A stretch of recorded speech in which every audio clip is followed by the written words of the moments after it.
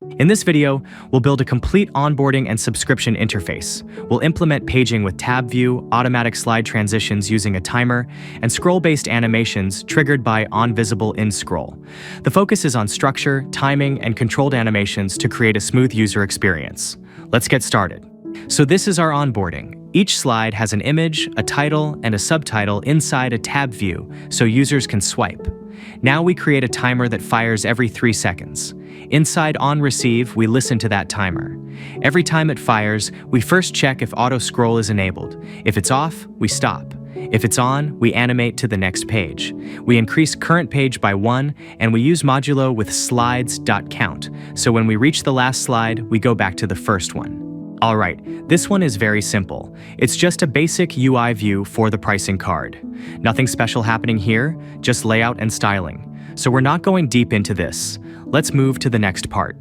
We have 5 stars. If the index is less than visible stars, it shows a filled yellow star and slightly bigger. If not, it shows a gray, smaller star. So the stars pop in one by one. onVisible in scroll means the animation only starts when this section becomes visible in the scroll.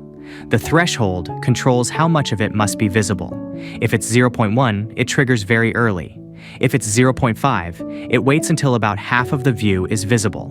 Inside Play Stars, the idea is simple. Reset to 0, then reveal the stars one by one with a small delay and spring animation. Here we loop through the testimonials and alternate the layout using index.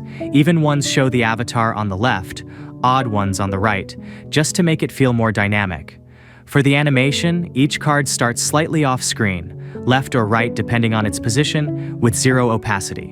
When it becomes visible in the scroll, it slides in and fades in with a spring animation. Here we're adding a simple reveal animation to everything in this section. Each item starts slightly lower with 0 opacity, and when it shows, it moves up and fades in.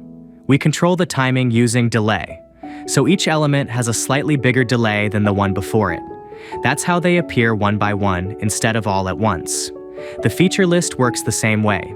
Every row uses reveal, and we calculate the delay using the index, so each feature shows with a small stagger effect.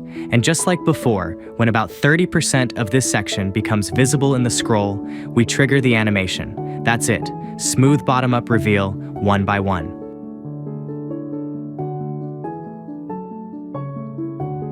And one more thing.